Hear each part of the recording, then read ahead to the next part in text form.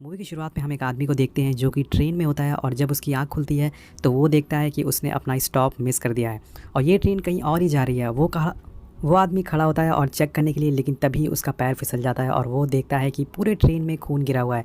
ये देखकर वो काफ़ी ज़्यादा डर जाता है, लेकिन सडनली उसकी नज़र दूसरे केबिन पर पड़ती है और वो देखता है कि एक आदमी जो कि सूट पहना हुआ है वो अपने हैमर से लोगों को मार रहा है और उनकी बॉडी को काट रहा है। सीन शिफ्ट होता है और हम लियोन नाम के एक आदमी को देखते हैं जो कि फोटोग्राफर है। लियोन अभी अपनी लाइफ में काफ़ी स्ट्रगल कर रहा है और हम उसकी गर्लफ्रेंड को भी देखते हैं जिसका नाम माया होता है। वो एक वेट्रेस का काम करती है। लियोन और माया एक दूसरे से काफ़ी प्यार करते हैं, लेकिन दोनों के पास कोई सिक्योर जॉब नहीं है। तो अब माया अपने फ्रेंड जार्गिस से बोलकर लियोन के लिए एक आर्ट गैलरी में उसका अपॉइंटमेंट फिक्स करवाती है ताकि वो अपनी फ़ोटोज़ वहाँ पे लगा सके और कुछ पैसे कमा सके। जब नेक्स्ट डे वो आर्ट गैलरी में जार्गिस के साथ पहुँचता है तो हम इस गैलरी की ओनर को देखते हैं जिसको कि लियोन की फ़ोटो कुछ खास पसंद नहीं आती है। वो लियोन की फ़ोटोज़ देखकर बोलती है कि तुम्हें थोड़ी देर और वेट करना चाहिए फ़ोटोज़ खींचने के लिए, उसके बाद एक तुम्हें परफेक्ट फ़ोटो मिल पाती। उसकी फ़ोटो को रिजेक्ट कर देती है और बोलती है कि कुछ और अच्छी फ़ोटोज़ खींच के लाओ, इसके बाद मैं तुम्हें अच्छी जॉब दे सकूंगी। उसके बाद रात में उसको वही ट्रेन के सपने आते हैं जिसमें लोगों के मर्डर हो रहे हैं। उसके बाद वो स्टेशन पर जाता है और कुछ यूनिक फ़ोटो खींचने की कोशिश करता है, लेकिन वहाँ पर कुछ लड़के एक लड़की को छेड़ रहे होते हैं और तभी वो उनकी फ़ोटोज़ निकालना शुरू कर देता है। लेकिन लास्ट में वो उस लड़की को बचा भी लेता है और जिसके लिए वो लड़की उसको किस करती है और वहाँ से ट्रेन लेने के लिए निकलने वाली होती है। तभी गेट बंद होने लगता है, लेकिन अचानक से एक आदमी अपने हाथ से ट्रेन का गेट रोक देता है, खोल देता है और उसको अंदर बुला लेता है। दोस्तों, इस आदमी के हाथ में हम एक 8 स्टार वाली अंगूठी देखते हैं और ये सारी चीज़ें लियोन देख रहा होता है। वो एक फ़ोटो भी क्लिक कर लेता है उसके हाथ की और अब वो लड़की आराम से गाने सुनते हुए ट्रेन में बैठ जाती है और आराम से गुनगुनाने लग जाती है। फिर हम देखते हैं कि ट्रेन में एक अलग ही रूट पर चली जाती है। फिर तभी पीछे से सूट पहना हुआ आदमी आता है और उसे जान से मार देता है। अब लियोन सारी फ़ोटोज़ को माया को दिखाता है, जिसे देखकर माया काफ़ी खुश हो जाती है कि उसने काफ़ी यूनिक फ़ोटोज़ लिए हैं। और अब लियोन कैफ़े में जाता है और वहाँ न्यूज़पेपर में उसे वही लड़की की फ़ोटो दिखती है जिसको कि रात में उसने बचाया था। वहाँ पे लिखा हुआ था कि ये लड़की कल रात से मिसिंग है। तो ये देखिए वो समझ जाता है कि कुछ ना कुछ गड़बड़ हुआ है और उसके बाद वो सीधा वहाँ से डिटेक्टिव के पास जाता है और बताता है कि कल रात 3 लड़के उस लड़की को छेड़ रहे थे, तो हो सकता है कि उन्होंने ही उस लड़की को गायब किया हो या फिर उसके साथ कुछ गलत काम किया हो। लेकिन डिटेक्टिव उसकी बात नहीं मानती है। वो वहाँ से उसको जाने के लिए बोलती है और वहाँ से लियोन निकल जाता है और वहाँ से सीधे वो आर्ट गैलरी के ओनर के पास पहुँचता है और उसने जो फ़ोटोज़ खींची थी वो उसको दिखाता है और ये फ़ोटोज़ देखकर वो काफ़ी इंप्रेस हो जाती है। और आर्ट गैलरी की ओनर उसे बोलती है कि अगर तुमने ऐसी फ़ोटोज़ और ला के दी मुझे तो मैं इन फ़ोटोज़ को अपनी आर्ट गैलरी में लगाऊंगी, जिससे कि तुम्हें काफ़ी अच्छे खासे पैसे तुम कमा सकोगे फ्यूचर में। इस खुशी में दोस्तों लियोन और उसकी जो गर्लफ्रेंड है माया और उसका फ्रेंड जार्गिस तीनों मिलकर सेलिब्रेट करते हैं और सीन फिर से ट्रेन पर शिफ्ट होता है और हम देखते हैं कि 3 लोग ट्रेन में फिर से सवार हो चुके हैं जो कि लास्ट स्टेशन क्रॉस कर चुके हैं। जिसमें कि एक लड़की होती है, वो बोलती है कि उसे बहुत ज़्यादा डर लग रहा है क्योंकि उसने इस ट्रेन की कहानियाँ सुनी हैं। लेकिन उसका हस्बैंड उसको समझाने की कोशिश करता है कि डरने की ऐसी कोई ज़रूरत नहीं है, हम सभी तुम्हारे साथ हैं यहाँ पर। लेकिन तभी पीछे से किलर एक हथौड़े से उसके एक दोस्त को सर पे मारता है जिससे कि उसकी आंखें बाहर आ जाती है। उसके बाद उसके हस्बैंड को भी हुक से मारकर वो वहीं बहुत ही बुरी तरह से घायल कर देता है और अब उस लेडी की तरफ बढ़ता है वो हत्यारा। लेकिन उसका हस्बैंड उसे रोकने की कोशिश करता है, लेकिन वो हथौड़े से उसका सर ही फोड़ देता है। जी हाँ दोस्तों, उसके बाद अब बारी थी उस लेडी की। वो उस लेडी को इतनी ज़ोर से हथौड़े से मारता है कि उसकी बॉडी से उसका सर ही अलग हो जाता है और तीनों की वहीं मौत हो जाती है। लियोन उस स्टेशन के बाहर बैठा होता है कि तभी वो उस किलर को देखता है जो कि पूरी तरह से सूट पहन के वहाँ से निकल रहा होता है और वो उसका पीछा करता है। उसकी फ़ोटोज़ कुछ लेने लग जाता है और उसके हाथ की अंगूठी भी वो देख लेता है। उसकी फ़ोटोज़ लेते हुए वो उसका पीछा करता है तो वो किलर भी उसको देख लेता है, लेकिन वो उसको कुछ बोलता नहीं है। वहाँ से वो छोड़कर निकल जाता है होटल में, लेकिन वहाँ पे लियोन उसका होटल का नाम देख लेता है कि यहाँ पे ये आदमी रहता था।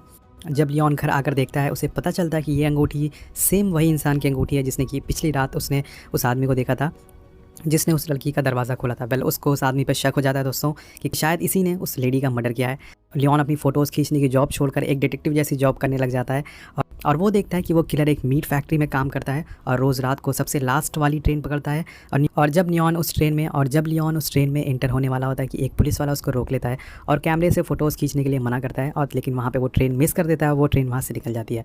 अब हम देखते हैं कि इस ट्रेन में एक और आदमी चढ़ता है और फिर से वो किलर उस पर हमला करता है हथौड़े से, लेकिन तभी किलर को काफ़ी पेन होने लगता है, उसके मुँह से ब्लड की उल्टियाँ होने लग जाती हैं और इसी का फ़ायदा उठाकर वो आदमी अपनी जेब से एक चाकू निकालता है और किलर पर हमला कर देता है। वो उस पर भारी पड़ने लगता है, लेकिन इसी बीच ड्राइवर को इनकी आवाज़ सुनाई देती है और वो गन लेके पीछे आता है और हम देखते हैं कि इसके बाद हम देखते हैं कि वो ड्राइवर उस पैसेंजर को शूट कर देता है। जी हाँ दोस्तों, उसके बाद वो किलर से बोलता है कि तुमने मुझे डिसअपॉइंटमेंट किया है। और यहाँ हमें पता चलता है कि ये ड्राइवर भी इसके साथ मिला हुआ है, इसका बॉस है ये। और यहाँ पर हम किलर का नाम भी पता कर लेते हैं, उसका नाम होता है महागनी। बड़ा यूनिक नाम है। खैर अब नियॉन को रोज़ रात में सपने में उस ट्रेन में हुए हादसे दिखाई देते थे और वो खुद लोगों को मारता हुआ उस ट्रेन में दिखता था।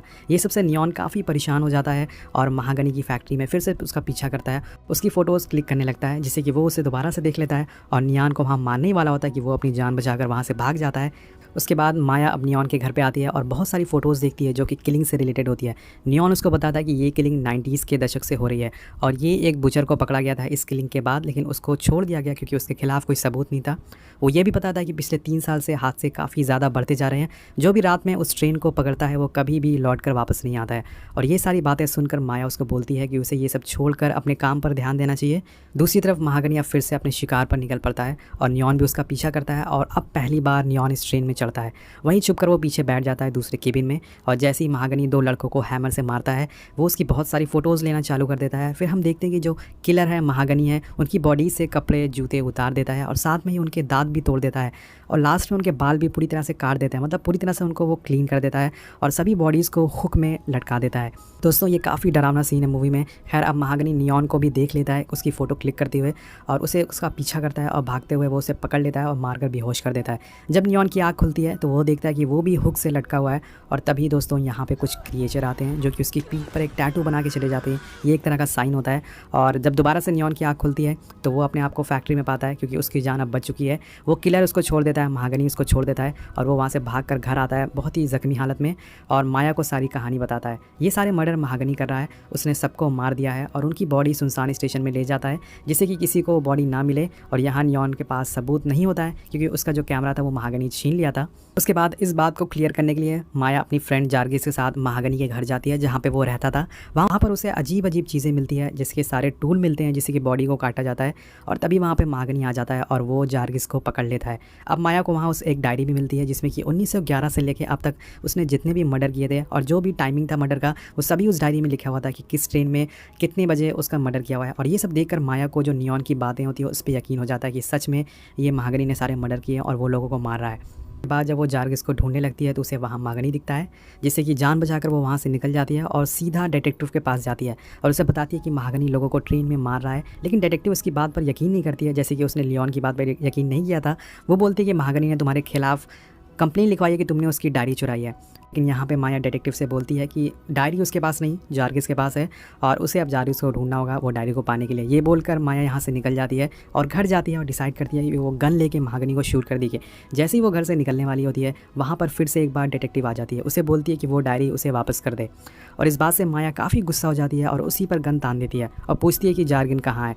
वो डिटेक्टिव उसे बताती है कि जार्गिन उसी ट्रेन में है जो कि लास्ट स्टेशन पर रुकने वाली है और उसे 2 बजने वाली पहली ट्रेन पकड़नी होगी। और हमें यहाँ पे पता चलता है कि ये डिटेक्टिव भी उस किलर से मिली हुई है, उस ड्राइवर से मिली हुई है। खैर माया आखिरी ट्रेन पकड़ लेती है और जब वो डोर खोलती है दोस्तों दूसरे केबिन का ट्रेन का, तो वो ये सारी चीज़ें देखकर शॉक हो जाती है। वहाँ पर बहुत सारी लोगों की डेड बॉडीज़ लटकी हुई थी, टांगी हुई थी, ऐसा लग रहा था ये तंदूरी चिकन यहाँ पे बेचा जा रहा है। और इसी बॉडीज़ में जार्गिस भी ज़िंदा उसको मिल जाता है और वो हुक से सभी लोगों को टांगा हुआ था, वो उसका हुक निकालने लग जाती है। लेकिन तभी जार्गिस को काफ़ी पेन होता है, वो वहाँ पे चिल्लाता है और उसकी जो चीख होती है वो महागनी सुन लेता है जो कि एक और बॉडी को काट रहा होता है। और अब बारी दोस्तों माया की थी, वो माया को मारने के लिए वहाँ से बढ़ता है, लेकिन तभी ट्रेन के बाहर लियोन उसको देख लेता है माया में और दौड़ते हुए उस ट्रेन को चलती हुई ट्रेन में कूद कर उसे पकड़ लेता है।